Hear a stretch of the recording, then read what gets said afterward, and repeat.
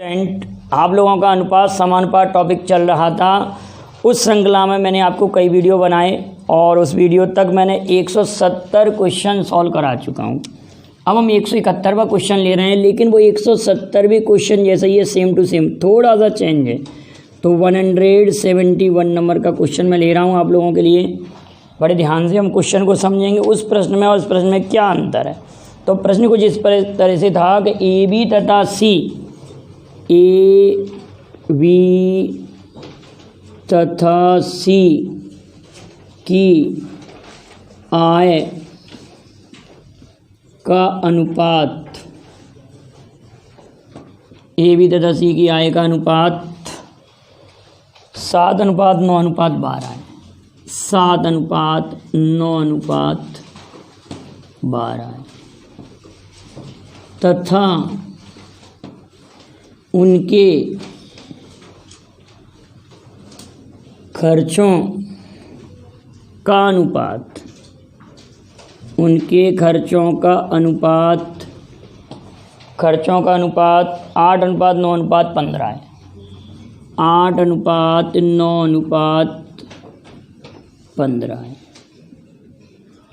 यदि ए अपनी आय का 14.2/7% बचाता है तो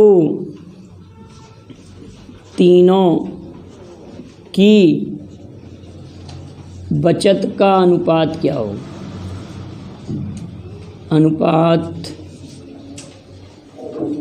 क्या होगा?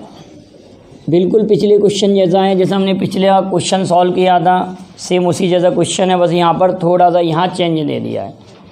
तो पहली बात तो आप मुझे ये बताएंगे कि तीनों की आय का अनुपात दिया है। ए बी सी की आय का अनुपात 7:9:12, ये आय का अनुपात है, आय का अनुपात। और उनके खर्चों का अनुपात दिया है, 8:9:15। ये आय दिया है और ये खर्चा दिया है। तो जब आय की बात करेंगे तो सब में हम x मानेंगे, और खर्चों की बात करेंगे तो इनमें सभी में y मानेंगे, क्योंकि एक सेम राशि नहीं मान सकते, नहीं तो क्वेश्चन गलत हो जाएगा। तो आय में से जब खर्चा घटाएंगे, इतना पेपर में लिखने की ज़रूरत नहीं है, जब आप सॉल्व करेंगे पेपर में तो आप केवल आय में से खर्चा घटाएंगे तो बचत आ जाएगी। आप लिखेंगे 7x - 8y, 9x - 9y अनुपात 12x - 5y।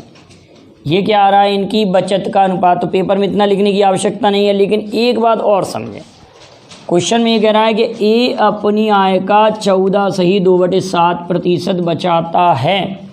ए अपनी आय का 14.2/7% बचत करता है। जब ये बचत कर रहा है तो 14.2/7% का भिन्न होता है 1/7। 14.2/7% का भिन्न होता है 1/7, ये भिन्न होता है। तो ए अपनी आय का 1/7 बचाता है, तो इसका अर्थ है ए अपनी आय का 6/7 खर्च करता है। जब 1/7 बचा रहा है तो खर्च करेगा 6/7, पक्का ही दूँ। तो ए की आय कितनी हमारे पास? 7x का 6/7 बराबर खर्चा 8y। तो हम इसको काटें 7 से 60, x/y बराबर 8/6, 8/6 मतलब 4/3। तो हमारे पास x का मान 3 और x का मान 4 और y का मान 3 पुट करेंगे। x का मान 4 और y का मान 3 जब पुट करेंगे तो 7 चौक 28 माइनस 8 तिया 24 अनुपात 9x4 माइनस 9x3 करेंगे तो हम 4 ऋण 3, तो एक ही आ जाएगा, 9 आ जाएगा। 9 कॉमन ले लेंगे, 4 में 3 कटेगा तो इंटू में 1, तो ये 9 ही नहीं रहेगा ये तो। और 12 चौक 48, 12 चौक 48 और 12 चौक 48 और ये 5 वाय 15 वाय सॉरी ये 15 वाय क्वेश्चन में ये 15 आए तो 15 तिया 45, ये 15 आए तो 15 तिया 45। इनको घटाएंगे तो यहाँ बचा 4, ये 9 और ये हमारे पास 3। तो हमारे पास इनके खर्चों का बचत का अनुपात आ गया, खर्चों का नहीं बचत का, 4:9:3। तो काफ़ी अच्छा क्वेश्चन था। अगर आपको समझ में नहीं आया हो तो इसका स्क्रीनशॉट लेकर मुझे भेजना, मैं एक बार और आपको रिपीट कर दूँगा। वैसे पिछले वीडियो में भी हमने ऐसे ही क्वेश्चन किया था, बस वहाँ पर परसेंटेज नहीं था, वहाँ पर रेशो में था कि इतना खर्च कर रहा है। ठीक है, अब नेक्स्ट क्वेश्चन लेते हैं। काफ़ी अच्छा क्वेश्चन है अगला भी। अगले प्रश्न को बड़ा ध्यान से समझना है, उसमें कन्वर्सेशन का यूज होगा, जैसे डेसी, सेंटी, मिली, माइक्रो हम पढ़ते हैं ना कि 1 डेसीमीटर में कितने मीटर होते हैं, 1 सेंटीमीटर में कितने मीटर होते हैं, इस टाइप से। तो उसका ज़रूरत पड़ेगी थोड़ा सा। तो नेक्स्ट क्वेश्चन ले रहा हूँ आप लोगों के लिए, क्वेश्चन नंबर 172। तो क्वेश्चन कुछ इस प्रकार से हमारे पास क्वेश्चन है, किसी मानचित्र के लिए पैमाना, किसी मानचित्र के लिए पैमाना, किसी मानचित्र के लिए पैमाना 1:4:5, 4×10⁵ दिया गया है, दिया गया है, दिया गया है। यदि मानचित्र में, यदि मानचित्र में, यदि मानचित्र में दो बिंदुओं के, दो बिंदुओं के बीच की दूरी 4 सेंटीमीटर है, 4 सेंटीमीटर है, तो इन बिंदुओं के बीच की, बिंदुओं के बीच वास्तविक दूरी क्या होगी, वास्तविक दूरी क्या होगी। ये क्वेश्चन पूछा जा रहा है तो बहुत सिंपल क्वेश्चन है, ये चाल दूरी का क्वेश्चन नहीं है बेटा, और रेशो का ही क्वेश्चन है। तो यहाँ रेशो का अर्थ ये है कि एक दूरी को क्या दर्शा रहा है, अगर एक दूरी हमारे पास तो वो दर्शा रहा है 4×10⁵ एक दूरी है तो क्या दर्शा रहा है 4×10⁵। अगर एक दूरी है तो वो क्या दर्शा रहा है 4×10⁵। अब हमारे पास दूरी है 4 सेंटीमीटर, तो 4, तो इसमें हम 4 का गुणा करेंगे तो 4 सेंटीमीटर किसको दर्शाएगा बेटाओ, 4×10⁵ इंटू 4 सेंटीमीटर को दर्शाएगा। आप सभी लोग जानते हैं, सबसे पहले हम सेंटीमीटर को मीटर में बदल लें तो 16×10⁵ में हम 100 का भाग करेंगे तो सेंटीमीटर बदल जाएगा मीटर में। और जब फिर से हम मीटर को हम किलोमीटर में बदलना चाहेंगे तो फिर से हम 1000 का भाग करेंगे। तो कहने का अर्थ हमारी ये 5×10⁵ कैंसिल आउट हो जाएगा, ये भी 5 घात होगी और ये भी 5 घात होगी, तो रियली दूरी हो जाएगी, जो वास्तविक दूरी है दो बिंदुओं के बीच की दूरी, वो 16 किलोमीटर। तो मानचित्र को ऐसे ही पढ़ाया जाता है कि दो स्थानों के बीच की दूरी हम कैसे निकालते हैं, उसका पैमाना दिया जाता है। किसी भी मानचित्र में आप देखेंगे, किसी भी वर्ल्ड के मानचित्र में, मैप में, या इंडिया के मानचित्र में, तो आप देखना उसमें कहीं ना कहीं पैमाना जरूर लिखा होगा। उसी पैमाने को मानकर वो मानचित्र बनाया जाता है। इसमें 1 सेंटीमीटर मतलब 4×10⁵ को दर्शा रहा है, वहाँ पर हो सकता है और कुछ पैमाना लिया हो, जरूरी नहीं है कि पैमाना यही होगा। इस प्रश्न के अनुसार अगर 4 सेंटीमीटर दूरी है तो दो बिंदुओं के बीच की वास्तविक दूरी हो जाएगी 16। तो इसको हम डायरेक्ट भी कर सकते, इतना करने की ज़रूरत नहीं थी। हम ये करते कि ये 10⁵ था, इतना लेंदी नहीं करना था। आप लोग समझ रहे हैं, इसको मैं ऐसे भी कर सकता था कि 4 × 10 की घात 5 इंटू 4, ये टोटल है सेंटीमीटर। अब सेंटीमीटर को जब किलोमीटर बदलते हैं तो 100 गुणित 1000, मतलब 10 की घात 5 का भाग लगेगा तो ये डायरेक्ट ही 16 किलोमीटर आ रहा। अगर यहाँ पर मैं आंकड़ा बदल देता, यहाँ पर मैं 8 कर देता, ये 8 सेंटीमीटर किसको दर्शा रहा है, तो 8 चौक 32 और आपका 32 किलोमीटर हो जाता। क्वेश्चन बदलने पर आपका आंसर बदल जाता है, इसलिए आप कभी भी क्वेश्चन को रट के ना जाएं, समझ कर जाएं। और अगर कहीं बेटा ऐसा होता कि यहाँ पर 2 अनुपात है, यहाँ पर होता 3 अनुपात है, तो 3 को पहले यहाँ हम भाग करते, एक पैमाने के लिए निकालते उस दूरी। तो मुझे लगता है ये क्वेश्चन आपको अच्छे से समझ में आ गया होगा। अब नेक्स्ट क्वेश्चन ले रहा हूँ मैं, 173 नंबर का क्वेश्चन लेते हैं। 173 नंबर का क्वेश्चन। इतने क्वेश्चन आपके अनुपात में हो चुके हैं, अगर आपने सभी वीडियो देखे होंगे तो आपको अनुपात बहुत अच्छे से समझ में आ रहा होगा। अगला क्वेश्चन है, किसी समय 1.4 मीटर ऊंचाई के एक लड़के की परछाई 1.2 मीटर है। किसी समय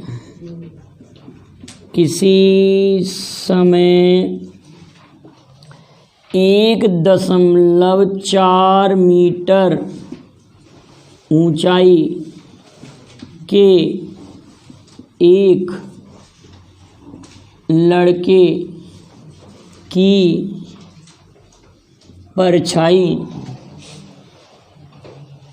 परछाई की लंबाई 1.6 मीटर है। 1.6 मीटर, 1.2 मीटर दिया, 6 नहीं 1.2 मीटर। लड़के की परछाई की लंबाई 1.2 मीटर है। इसी समय एक भवन की परछाई,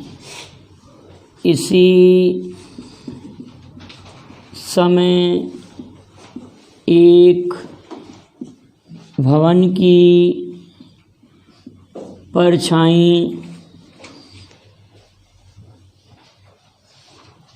परछाई की लंबाई 5.4 मीटर है, तो भवन की ऊंचाई क्या होगी? अब देखो बेटा, कुछ क्वेश्चन तो आईक्यू से सॉल्व हो जाते हैं। क्या होगी? यहाँ स्पष्ट दिख रहा है कि अब जो आंसर आना है वो 5.4 से बड़ा आना है पक्का।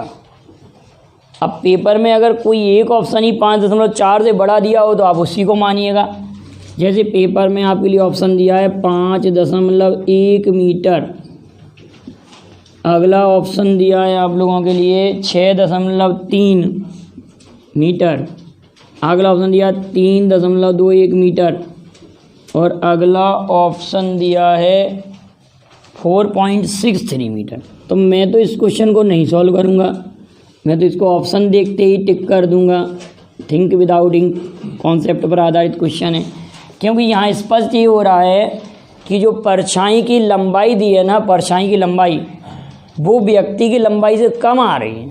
यहाँ पर दिया 1.4, वहाँ पर आ रही है 1.2, तो पक्का है अगर परछाई की लंबाई दी हो तो व्यक्ति की लंबाई फिर से ज़्यादा आएगी। यहाँ हमको परछाई की लंबाई दी है 5.4, तो जो पेड़ की लंबाई 5.4 से डेफिनेट ज़्यादा होगी।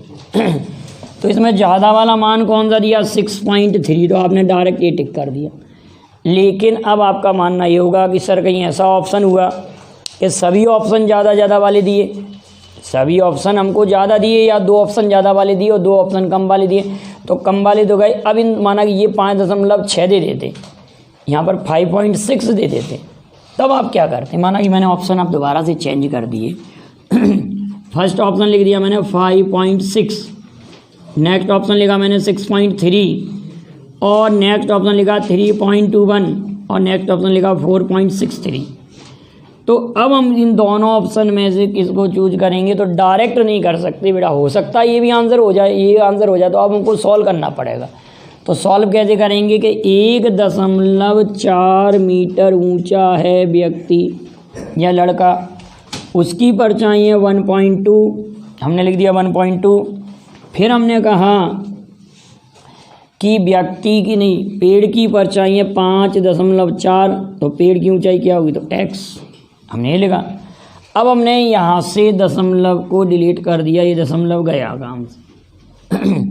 यहाँ ऊंचाई थी और यहाँ परछाई की लंबाई है। तो अब काटा पीटी करके देखते हैं, हम काटते हैं। देखिए अगर इसका इसमें मल्टीप्लाई करो और 12 का करेंगे भाग, तो x की वैल्यू क्या आएगी, 5.4 गुणित 14/12। तो हम इसको काटेंगे तो 7 बार और ये 6 बार, और 6 नाम 54, तो 0.9, 9 7 63, तो 6.3 आंसर। तो अब हमारा आंसर क्या आ गया, 6.3। ये हमने सॉल्यूशन करके निकाला। क्लियर है ना। और कोई विधि विधान ना लगाएं, आप ध्यान रखें कि यहाँ लंबाई है, यहाँ परछाई है, ये लंबाई है और ये परछाई। अब आपके दिमाग में एक बात आई होगी कि सर ने इसमें इनको गुणा करके क्यों नहीं लिखा। हमेशा ध्यान रखना कि अगर दो राशियाँ समानुपाती होती हैं, देखो अनुपात समानुपात वाली टॉपिक है, दो राशियाँ अगर समानुपाती होती हैं तो उनका भागफल कांस्टेंट होता है, भागफल कांस्टेंट होता है। आप बताइए कि यदि व्यक्ति की लंबाई बढ़ेगी तो उसकी परछाई भी बढ़ेगी, व्यक्ति की लंबाई घटेगी तो परछाई भी घटेगी। तो समानुपाती शब्द का अर्थ होता है कि एक राशि बढ़े तो दूसरी भी बढ़े और एक घटे तो दूसरी भी घटे। तो यहाँ पे हमारे दिमाग में आ गया कि यहाँ ये व्यक्ति की लंबाई थी और ये उसकी परछाई थी 1.2। क्लियर है कि नहीं। अगर बड़ा इससे लंबा व्यक्ति होता तो उसकी परछाई और ज़्यादा होती। ये समानुपाती इसलिए इनका भागफल रख दिया, लंबाई बटे परछाई। तो लंबाई बटे परछाई हमने उसमें किया है तो उसकी लंबाई पता चल जाएगी। आपको दिमाग में बैठ गया हो ये क्वेश्चन कैसा हमने ऐसा ही क्यों किया। जबकि बाल्टी वाले सवाल में क्या करते हैं कि 20 लीटर वाली बाल्टी है और हमको बाल्टियों की ज़रूरत पड़ती है 45 की। मैंने आपको नहीं कराया कि 20 लीटर वाली बाल्टी है और हमको 45 बाल्टियों की ज़रूरत पड़ती है किसी टैंक को भरने के लिए। अगर बाल्टी की क्षमता 30 कर दी जाती है तो कितनी बाल्टियों की ज़रूरत पड़ी। तो यहाँ पर हम क्या करते हैं, यहाँ पर इन दोनों राशियों का मल्टीप्लाई करते हैं, डिवाइड नहीं करते, क्योंकि 20 गुणित 45 से टोटल क्षमता आ रही है और अगली बाल्टी की मान लें संख्या x और ये टोटल आ गई 30 लीटर वाली। तो इससे हम ऐसे सॉल्व करते हैं इस क्वेश्चन को, मल्टीप्लाई करके, इसको डिवाइड करके नहीं करते सॉल्व। ध्यान रखेंगे आप इस क्वेश्चन को। एक बाल्टी वाला क्वेश्चन भी मैंने कराया होगा किसी न किसी वीडियो में, तो आप उसको भी देख लीजिए। और मैंने बोल दिया वैसे इस क्वेश्चन में कोई चेंज नहीं है। समझ में आ रहा होगा कि 20 लीटर क्षमता वाली 45 बाल्टियों से एक टैंक भर जाता है या एक टंकी भर जाती है। यदि बाल्टी की क्षमता 30 लीटर हो, बाल्टी की क्षमता 30 लीटर हो तो कितनी बाल्टियों की ज़रूरत पड़ेगी। तो हम 15 तिया 45 और 15 दूनी 30 और ये 10 बार कट जाएगा, तो ऐसी 30 बाल्टियों की ज़रूरत पड़ेगी। ठीक है ना। तो इस टाइप का क्वेश्चन भी मैं सॉल्व करा चुका हूँ। अब क्वेश्चन नंबर 174 लेते हैं। क्वेश्चन नंबर 174 लेते हैं। 174 क्वेश्चन कुछ इस प्रकार से हैं, आपके लिए पास है क्वेश्चन। नेक्स्ट क्वेश्चन देख रहे हैं कि दिया है कि 24 कैरेट सोना शुद्ध सोना होता है। दिया है, ऐसे लिखा है, दिया है 24 कैरेट सोना, कैरेट सोना 100% शुद्ध सोना होता है। 100% शुद्ध सोना होता है, सोना होता है। आप जानते भी हैं कि सोने की शुद्धता कैरेट में मापते हैं सोने की, और चांदी की शुद्धता टंच में मापा जाता है। तो ये सोने की शुद्धता दी है कि 24 कैरेट सोना 100% शुद्ध सोना होता है। फिर कहा है कि 18 कैरेट सोने में 3/4 भाग सोना है। 18 कैरेट सोने में 3/4 भाग तथा 20 कैरेट सोने में, कैरेट सोने में 20 कैरेट सोने में 5/6 भाग सोना है। 5/6 भाग सोना है। तो तो 18 कैरेट में शुद्ध तथा 20 कैरेट में शुद्ध सोने का अनुपात क्या होगा? तो 18 कैरेट में शुद्ध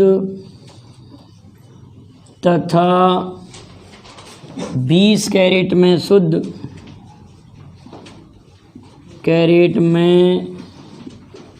शुद्ध सोने का अनुपात क्या होगा, ये क्वेश्चन आपसे पूछा गया। तो यहाँ पर कोई प्रॉब्लम वाली बात ही नहीं है। 18 कैरेट में कितना शुद्ध दिया है, आपसे कह रहे हैं 3/4, कितना सोना होगा 18 का,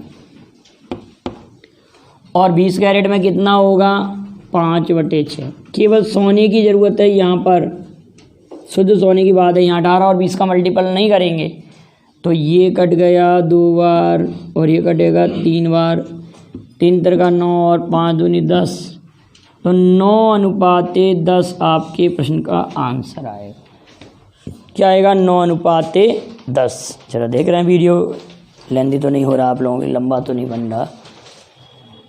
तो कैसे सेट किया? अरे आ ही नहीं रहा। मुझे लगता है अगले क्वेश्चन भी आपको पूरे नहीं देखे होंगे। चलिए कोई बात नहीं, आप उनको मेरी भाषा से नोट कर लेना अगर क्वेश्चन आपको नहीं दिखाई दिए हों तो यहीं पर इसको क्लोज करते हैं। अगले वीडियो में और मैं इम्पोर्टेंट क्वेश्चन आपके लिए लेकर आऊँगा। Thank you very much.